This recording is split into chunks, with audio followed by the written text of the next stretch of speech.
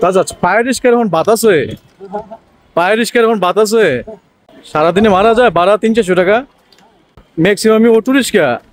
তো সবাই তো মনে করেন যে অটো রিস্কার পাগল, তাড়াতাড়ি যাইতে পারে। যারা পায়ে চালায় এদের রিস্কার গুলোর মধ্যে মানুষ উঠতে চায় কম, কারণ এসে যাইতে দেরি হয়, তাই না?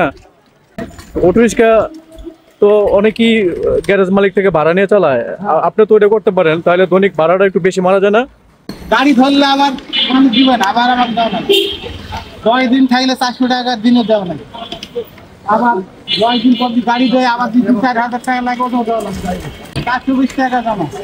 না চালিলেও ভাড়া জমা দিতে দিব 400 টাকা করে দৈনিক। ও তাহলে ওইটা অনেক সমস্যা না, এর ভিতরে তো অনেকে চালাইতেছে তারপরে লাভ করতেছে। আপনি কিন্তু ওইটা করলে কিন্তু মনে হয় যে পায়ের চালানো থেকে অটো চালাইলে মনে হয় ভাড়াটা একটু বেশি পাইতেন, কিন্তু সাহসী খুলে না না।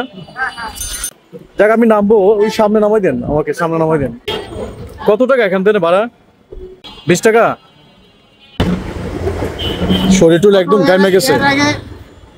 এই ফাটকার যাওয়ার আগে হ্যাঁ 700-800 বন্ধ হবে না, ওর পথে এমন অটো বাড়ছে, তাই না? অটো তো কমার কথা, একটু অটো কমে যায় তা আবার মনে করি রিস্কা তো অনেক ভাড়া।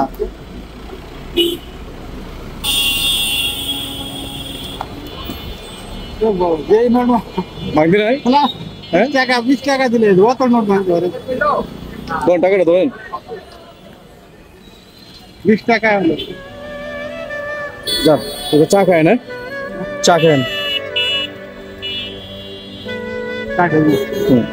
দিলাম, ভালো থাকে না? ঠিক আছে তাহলে আসি। হলো নওগাঁ জেলা, আপনি নগর জেলা? এইখানে ফ্যামিলি থাকি, আমি দেশে কাজ কাম নাই। আচ্ছা রিস্ক এমন অনেক যায় চিনতে ধরতে আছে, যদি ধরে তো কোথায় টাকা পাবে, একটা ধরলে মনে করেন 50-60 হাজার টাকা দেওয়া লাগবে। ঠিক আছে তাহলে ভাই, ভালো থাকে না? আসসালামু আলাইকুম। ঠিক আছে।